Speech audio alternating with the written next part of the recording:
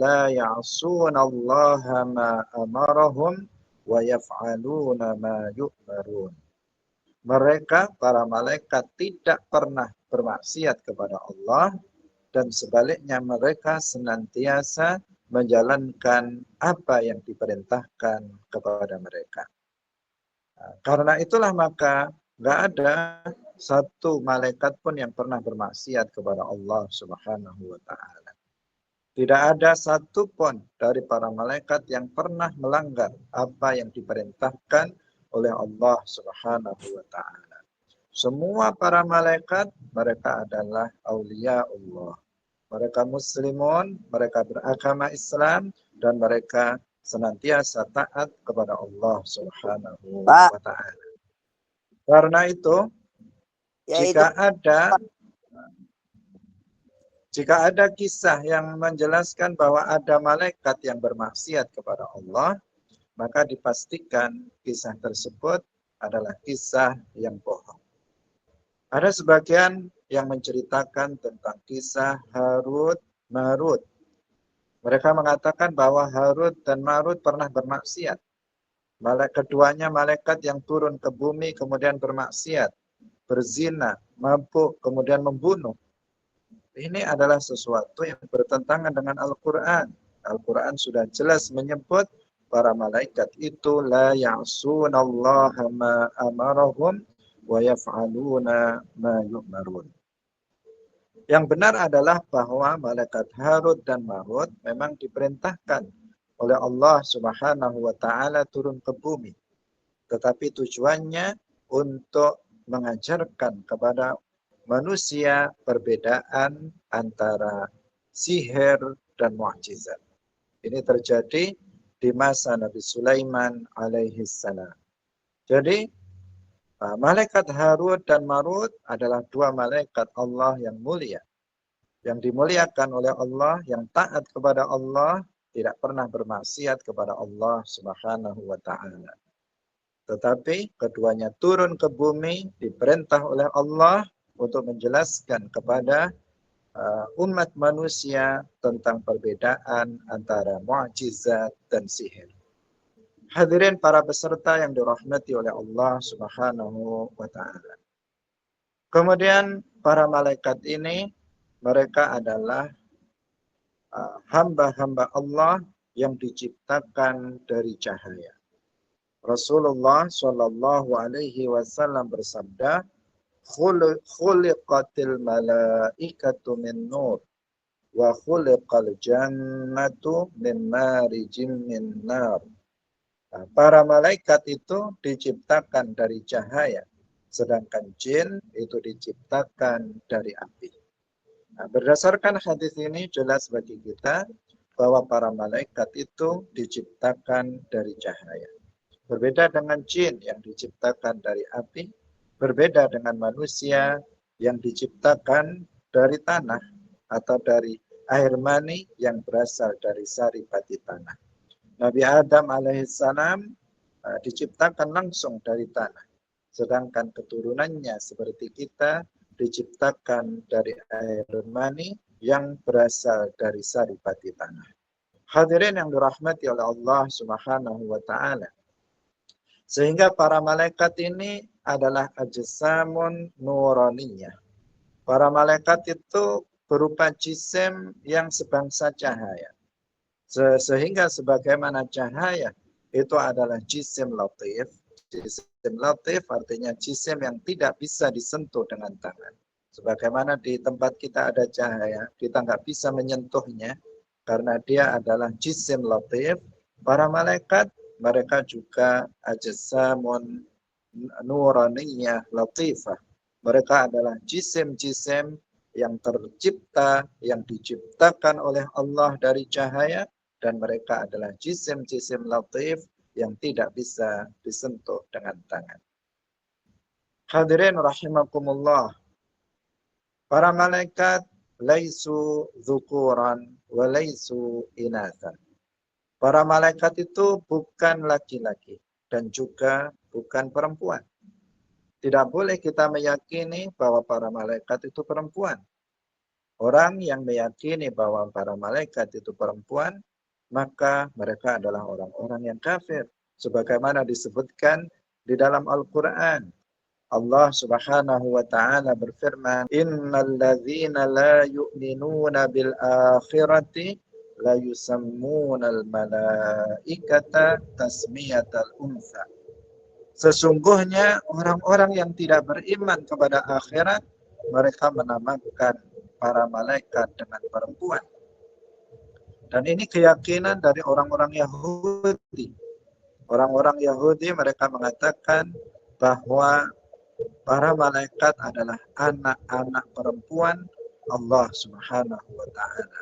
Nah, keyakinan yang kufur menisbatkan anak untuk Allah Subhanahu wa taala.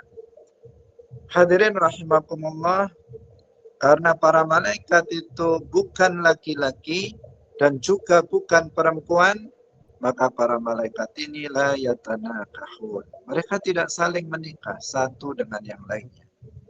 Berbeda dengan manusia yang di antaranya ada yang laki-laki dan ada yang perempuan sehingga mereka menikah. Jin ada yang laki-laki dan ada yang perempuan sehingga mereka menikah satu dengan yang lain. Tetapi para malaikat itu bukan laki-laki dan juga bukan perempuan. Dan mereka la yatanakahun, mereka tidak menikah satu dengan yang lainnya.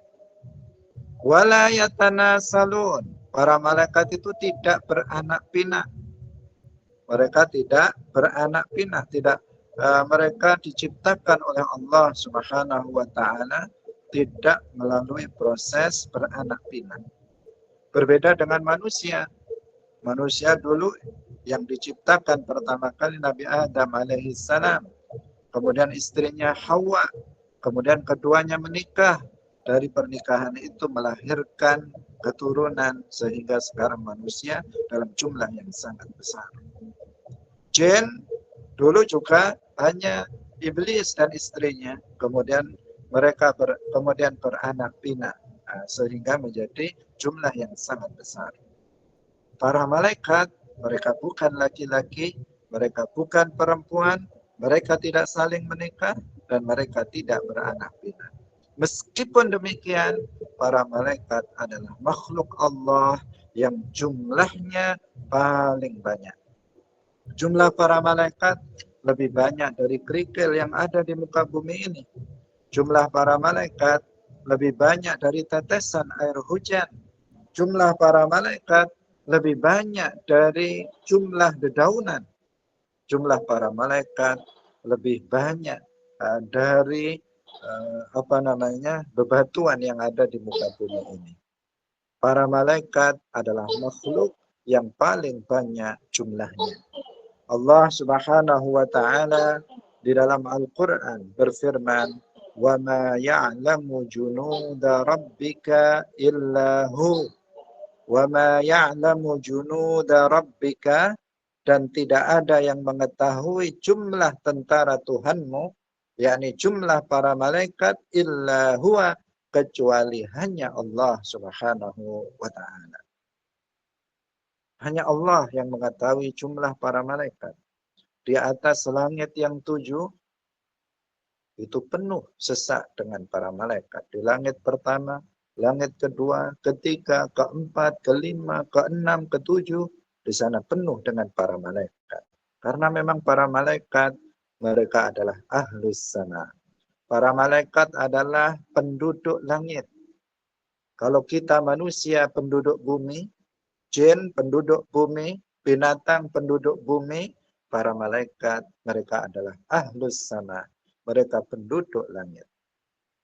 Rasulullah Shallallahu Alaihi Wasallam bersabda, "Ma fis samawati sab'i mawdi'u arba'i asabi' illa wa fihi malakun qa'imun aw raqi'un aw sajidun." Ma fis samawati sab'i, tidak ada di langit yang 7 mawdi'u arba'i asabi', tidak ada tempat sebesar 4 jari.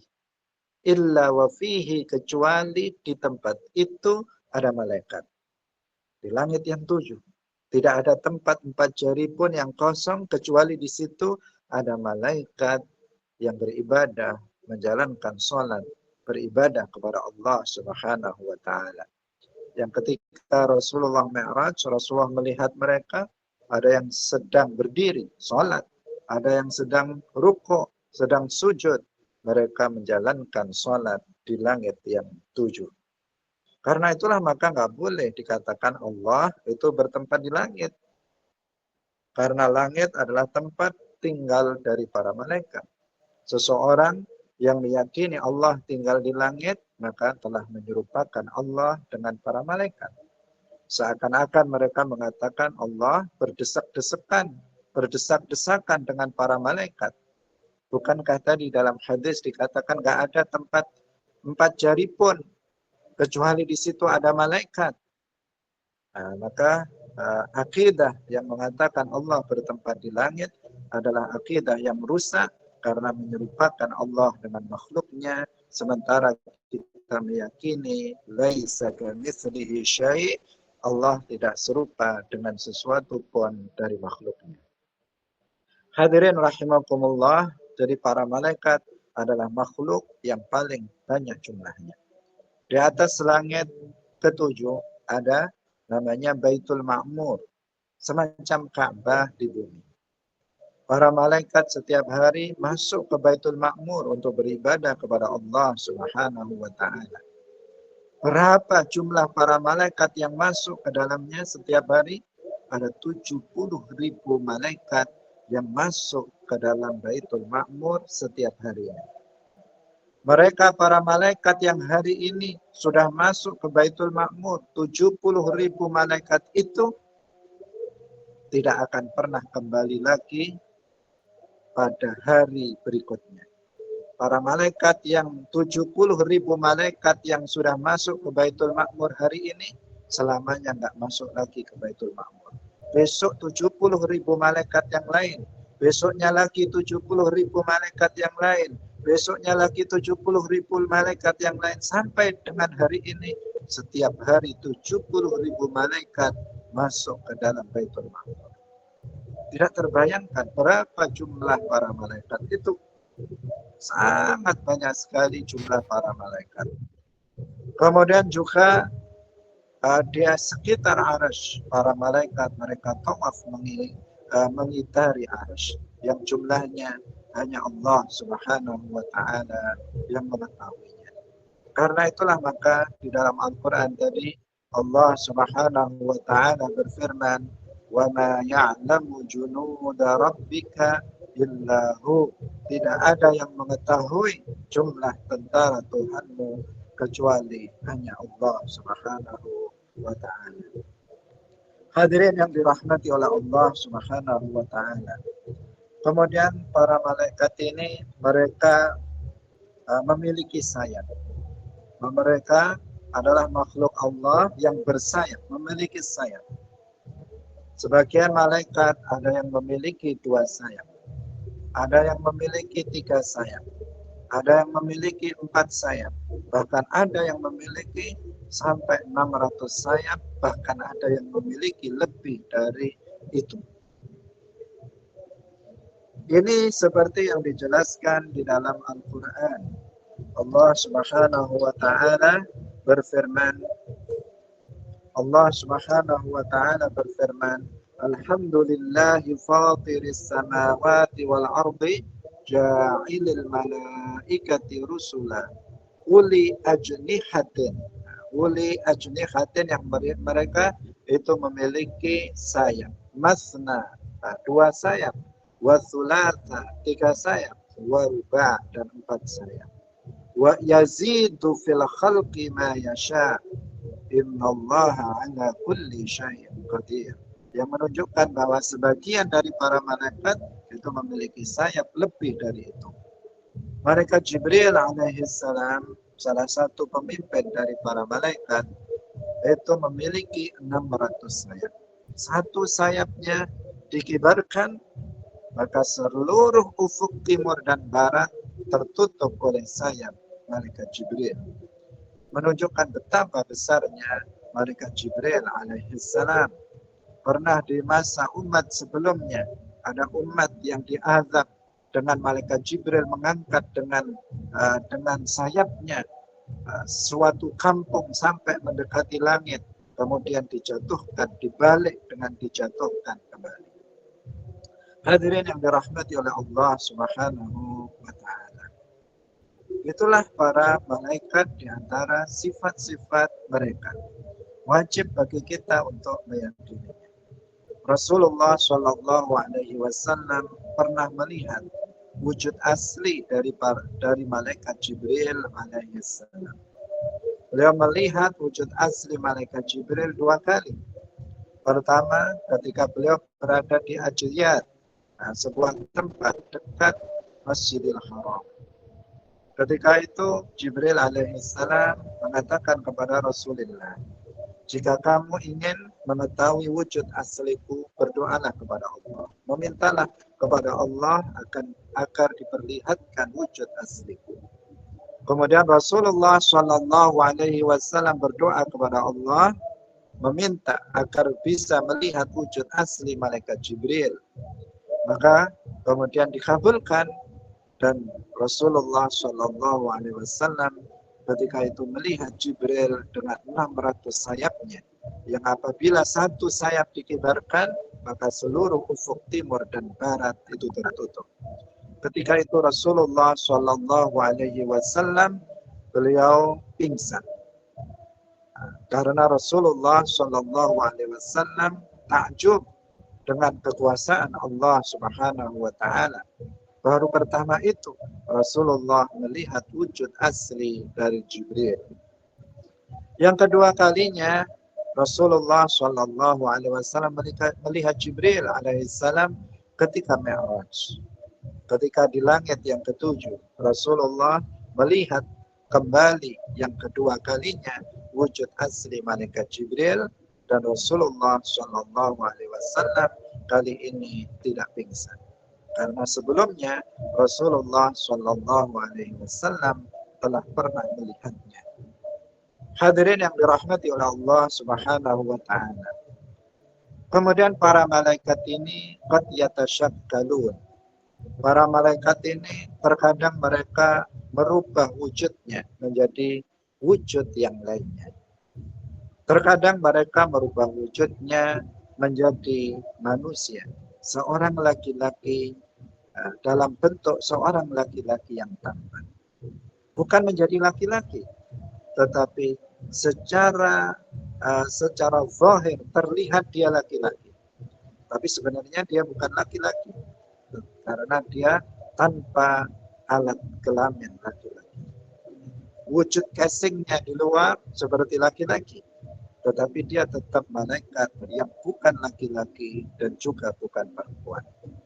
Seperti malaikat Jibril alaihissalam, seringkali beliau datang kepada Rasulullah Shallallahu Alaihi Wasallam dalam bentuk seorang laki-laki yang tampan. Seperti dalam hadis yang dikenal dengan sebutan hadis Jibril, di mana Jibril alaihissalam datang dalam bentuk seorang laki-laki yang tampan, dengan baju putih yang bersih, dengan rambut yang hitam, yang rapi, datang kepada Rasulullah bertanya tentang Islam, tentang iman, tentang ihsan, tentang asyratus sa'ah. Itu adalah Jibril alaihissalam yang merubah wujudnya dalam wujud seorang laki-laki, tetapi tanpa alat kelamin, karena memang bukan laki-laki dan juga bukan perempuan. Seperti juga yang terjadi di saat masa Nabi Lot alaihissalam. Di masa Nabi Lot alaihissalam, umatnya memiliki kelainan dalam seksual. Mereka menyukai sesama jenis. Suatu ketika ada rombongan malaikat yang datang bertamu ke rumah Nabi Lot alaihissalam. Mereka merubah wujud dalam wujud orang laki-laki yang tampan.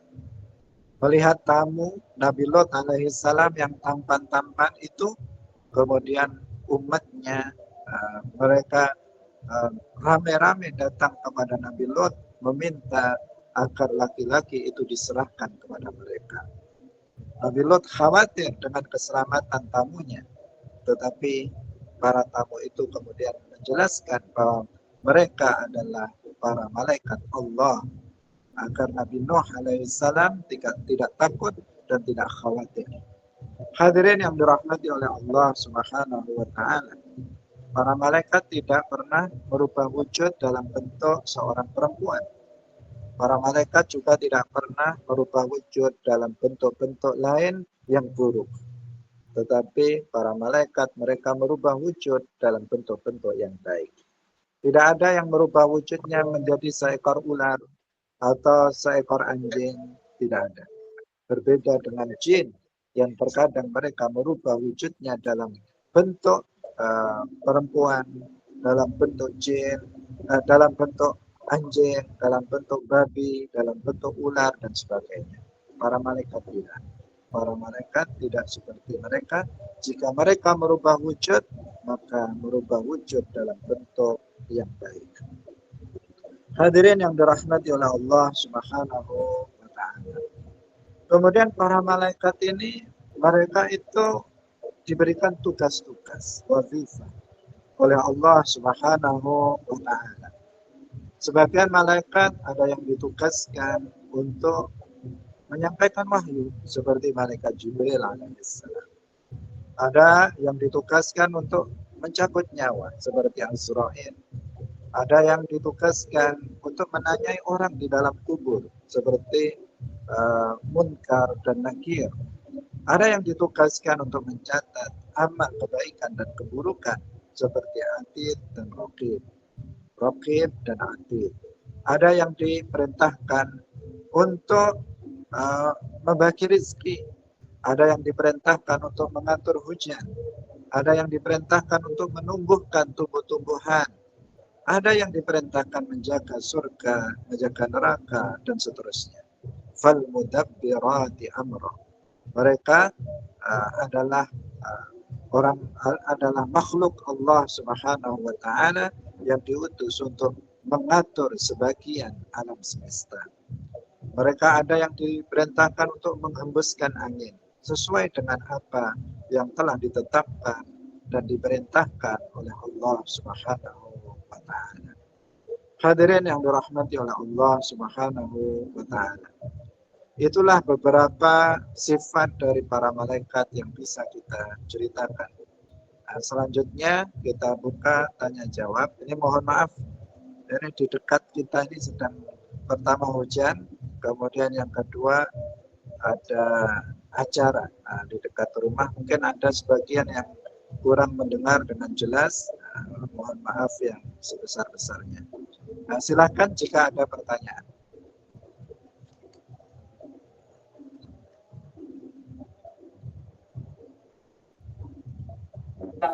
Assalamualaikum Ustaz. Waalaikumsalam. Izin bertanya Ustaz. Ada orang silakan. menamakan anak perempuannya dengan Angel.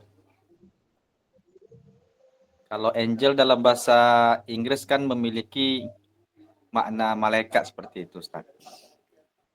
Katanya begitu. Jadi penamaan Angel terhadap anak perempuan ini apakah termasuk dalam ayat la yusammunal malaikata tasmiyatal unsa.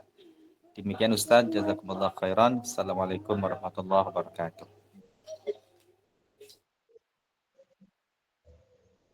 Jadi menamakan malaikat yang dikehendaki, menamakan malaikat dengan perempuan yang dikehendaki di sini, maksudnya adalah seperti yang dilakukan oleh orang-orang Yahudi. Jadi orang-orang Yahudi, mereka menyebut bahwa para malaikat itu adalah banatullah. Para malaikat itu adalah anak-anak perempuan dari Allah Subhanahu wa taala. Itu yang dimaksud dengan ayat tersebut. Innal ladzina la yu'minuna bil akhirati la yusammuna al malaikata tasmiyatal untha. Itu yang dikehendaki. Sedangkan kita menamakan anak dengan nama-nama para malaikat itu diperbolehkan. Misalnya kita punya anak, kita namakan Mikail atau Mikal. kita namakan dengan Jibril, maka itu sesuatu hal yang diperbolehkan dan bahkan dianjurkan. Dalam memberikan anak, kita bisa memberikan yang terbaik, misalnya Abdurrahman, Abdurrahim, atau Abdullah, dan abad yang disandarkan kepada nama Allah. Kemudian dengan nama-nama Nabi, juga dengan nama-nama para malaikat. Jadi boleh kita menamakan anak-anak kita dengan nama-nama dari para malaikat. Tetapi biasanya ya laki-laki yang diberikan dengan nama malaikat, karena para malaikat itu namanya Mikail, Israfil, Azrail adalah nama-nama yang layak untuk anak-anak laki-laki, dan itu diperbolehkan. Saya kira itu yang bisa saya sampaikan. Silakan yang lain. Allah, syukran jazakallahu khairan kasir Ustadz atas jawabannya. Izin membacakan yang di dalam komentar Ustadz. Assalamualaikum warahmatullahi wabarakatuh. Ustadz, apa keterkaitan semua malaikat dengan manusia dan kenapa malaikat nggak diberi nafsu seperti manusia, Ustadz? Tafadhol, Ustadz. Tidak diberi apa? Tidak diberi nafsu.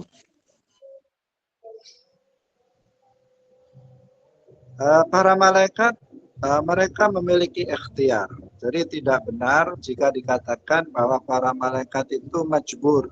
Artinya tidak memiliki kehendak, tidak memiliki ikhtiar, itu tidak tepat. Jadi para malaikat itu memiliki ikhtiar seperti halnya manusia. Sama seperti manusia, kita punya iradah, kita punya ikhtiar, para malaikat juga punya iradah dan juga punya ikhtiar. Bedanya apa? Bedanya bahwa para malaikat itu ikhtiarnya, iradahnya, kehendaknya itu selalu kepada kebaikan dan tidak pernah diarahkan kepada keburukan. Sementara ikhtiar kita, manusia biasa, ini ada kalanya kepada kebaikan dan ada kalanya kepada keburukan. Kita memilih, kita punya iradah, kita punya pilihan kepada kebaikan atau keburukan. Dan terkadang kita mengarah kepada kebaikan dan terkadang kita mengarah kepada keburukan. Tapi kalau para malaikat, mereka khuliqu majbulina bitta'ah. Para malaikat itu diciptakan tidak memilih, tidak berikhtiar kecuali kepada kebaikan. Jadi tidak dikatakan bahwa para malaikat itu seperti bulu yang diterpa angin, yang hanya yang tidak memiliki kehendak sama sekali, yang keterpaksaan. Tidak. Mereka seperti kita, punya ikhtiar, punya iradah. Jika itu yang dimaksud dengan nafsu tadi, maka mereka punya nafsu itu, tetapi arahnya itu senantiasa kepada kebaikan, tidak kepada keburukan. Itu perbedaan antara manusia dan juga para malaikat. Terima kasih. Silakan yang lain. Masya Allah, syukran jazakallahu khairan kasir Ustadz atas jawabannya. Tafadholi yang mau open mic silakan dulu. Bisa membuka mikrofonnya.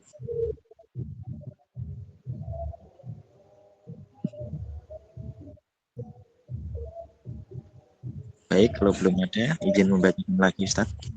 Assalamualaikum warahmatullahi wabarakatuh. Ustadz mau bertanya, Ustadz, akan kisah Azazil yang dalam kisahnya diceritakan pernah menjadi imannya para malaikat. Ketika dia jadi imannya para malaikat, imam mungkin ini, dia kedudukannya sebagai apa? Apakah sebagai jin yang kedudukannya setara dengan malaikat atau bagaimana? Dan setelah dia membangkang kepada Allah dan terusir sebagai iblis, di mana iblis tinggal di bumi atau di neraka? Terus apakah iblis itu tunggal dan apakah iblis adalah moyangnya jin? Terima kasih. Fadil Ustaz. Azazil adalah nama iblis ketika dia masih beriman kepada Allah Subhanahu wa taala. Dan iblis atau Azazil itu bukan malaikat. Azazil adalah jin. Nenek moyangnya jin itu adalah Azazil yang kemudian dikenal dengan iblis laknatullah alaih. Itu sudah sangat jelas, banyak sekali di dalam Al-Quran yang menjelaskan bahwa iblis atau Azazil itu bukan malaikat. Di antaranya dia sendiri mengatakan ana khairun minhu, disebutkan dalam Al-Quran iblis mengatakan ana khairun minhu, aku ini lebih baik daripada Adam. Khalaqtani min nar, engkau telah menciptakan aku dari api. Wa khalaqtahu min tin, dan engkau menciptakan Adam dari tanah. Dia sendiri mengatakan engkau menciptakan aku dari api. Pertanyaannya, siapa yang diciptakan dari api? Malaikat atau jin? Jin. Berarti iblis atau Azazil bukan malaikat, tetapi dia adalah jin. Di dalam Al-Quran juga disebutkan kana minal jinni, aba wastakbara, kana minal jinni. Iblis itu adalah termasuk bagian dari jin. Jadi Azazil bukan malaikat.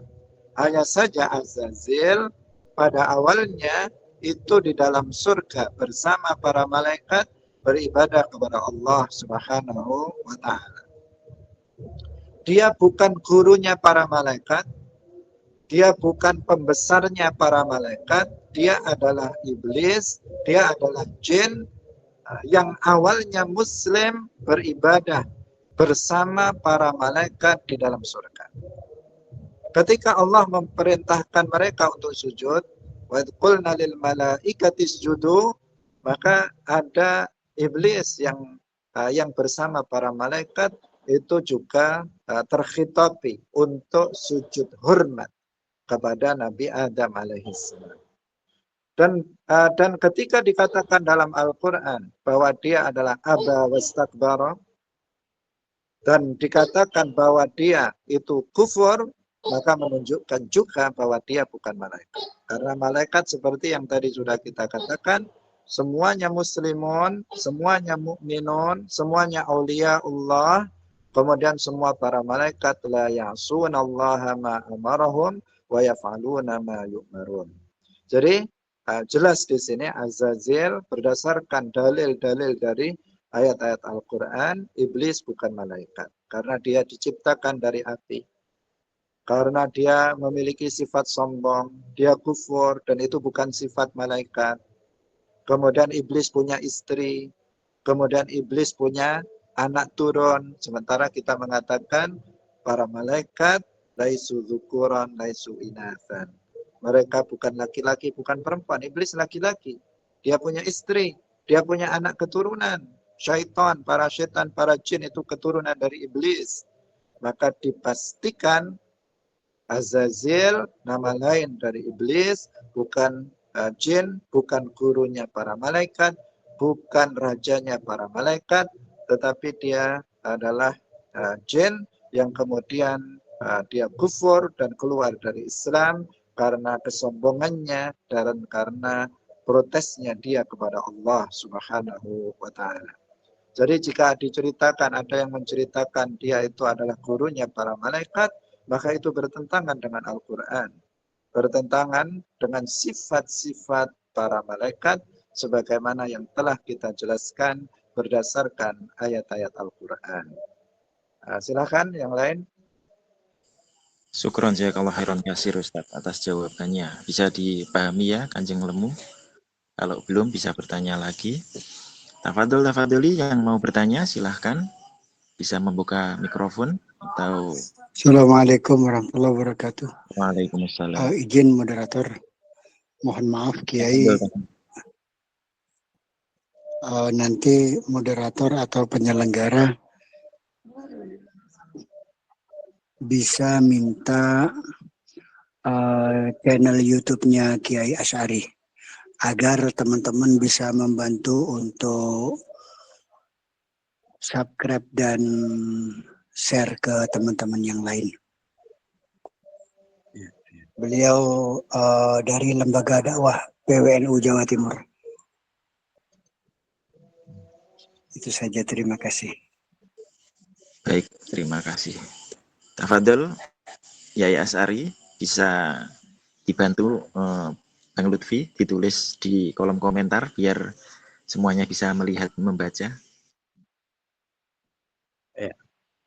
Jadi untuk saya itu Ketua LDNO Kabupaten Kediri ya. Bukan Jawa Timur, tetapi Ya, Ketua mohon maaf Kiai, LDNO Kediri. Betul. Kabupaten Kediri.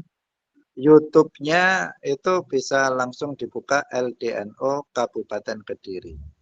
Insya Allah di situ sudah banyak sekali pengajian-pengajian saya, baik kitab Sulamut Taufik, Aqidatul Awam, Jauharatul Tauhid, kitab Matan Takrib dan seterusnya. Itu sudah kira-kira sudah ada sekitar 15 kitab yang kita kaji dari awal sampai akhir. Jadi silahkan apabila ingin ngaji melalui YouTube LDNO Kabupaten Kediri dan subscribe itu sangat membantu untuk kepentingan dakwah.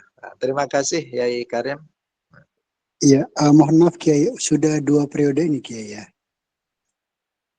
Ya, sudah periode kedua. Ini periode yang kedua. Ya. Ya. Sejak Baik, Kiai, 2018. Iya betul, karena saya mengikuti itu sejak 2000 COVID-19. Oh ya. Seperti itu Kiai. Jadi Monggo moderator. sejak COVID kita gencarkan untuk online ya. Sebelumnya kita offline, sejak hikmahnya berkahnya COVID kita online. Terima kasih ya. Iya. Baik, kalau saya di PCNU Jakarta Pusat Kiai, di LBM-nya. Oh, alhamdulillah. Ya, 2 Insya Allah periode ini ketemu Kiai. nanti. Ya.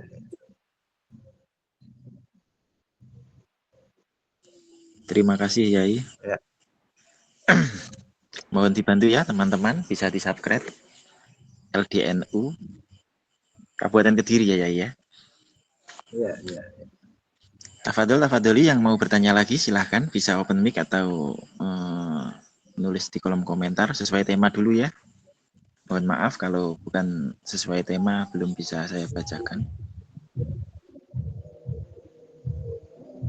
Izin moderator ingin bertanya. Ya, tafadholi.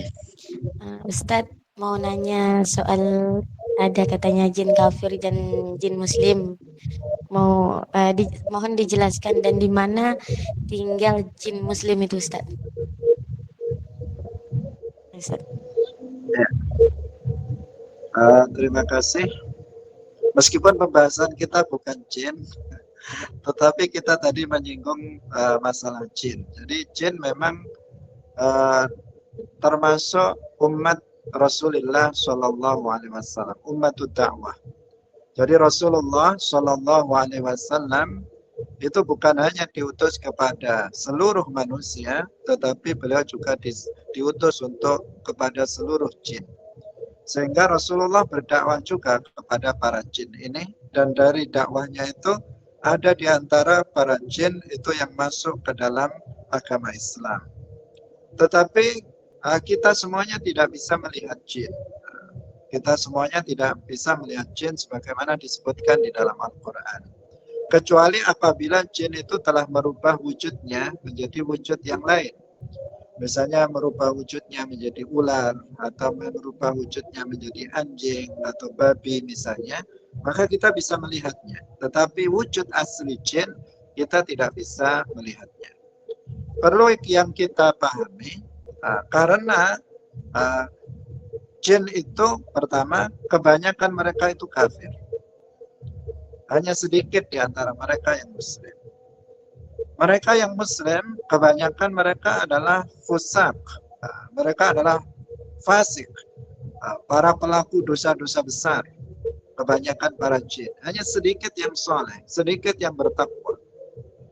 Dan karena jin itu kita tidak bisa melihatnya, mereka bisa melihat kita, kita tidak bisa melihat mereka, maka berhati-hatilah terhadap jin. Berhati-hatilah kepada jin meskipun dia mengaku sebagai muslim. Karena bisa saja dia berbohong. Karena di dalam riwayat disebutkan bahwa jin itu akdzabu khalqillah. Jin itu adalah makhluk Allah yang paling pendusta, yang paling sering berbohong. Itu adalah jin. Karena itu hati-hati. Sebagian orang ada yang dia sembrono sehingga dia berteman dengan jin. Bahkan dia saling tolong-menolong dengan jin. Ada sebagian orang yang menjadi dukun dibantu oleh jin. Harus waspada. Karena seseorang bisa disesatkan oleh jin itu karena dia sebenarnya adalah jin kafir atau syaitan. Nah, kalau mengenai tempat, Allah alam di bumi ini, mereka ada di bumi ini. Tetapi mereka ada di tempat-tempat tertentu itu yang menjadi daerah-daerah jin. Tetapi secara pasti mereka ada sebagian ada yang di lautan, ada sebagian mereka ada yang di daerah pegunungan. Itu adalah tempat-tempat yang menjadi daerah tempat jin, sebagaimana manusia. Dan ada juga di setiap rumah itu ada jin. Setiap bangunan rumah itu ada namanya ummarul buyut, jin ummarul buyut, yaitu jin-jin yang menempati rumah-rumah. Mereka menunggu di dalam rumah itu. Agar mereka keluar dari rumah itu dan tidak mengganggu, maka kita rajin-rajin membaca Al-Quran di dalam rumah kita. Khususnya kita bacakan surat Al-Baqarah di setiap pojok rumah. Agar jin itu bisa pergi dan tidak mengganggu kita. Atau jin-jin itu memang ada di antara mereka yang memang mengganggu penghuni rumah itu. Ada di antara mereka yang dia tidak mengganggu penghuni rumah itu. Tetapi jin itu ada yang disebut dengan sebutan jin ummarul bait, yaitu jin yang menempati bangunan atau rumah. Tapi mereka ada juga yang di lautan, mereka ada yang di pegunungan, dan seterusnya. Terima kasih.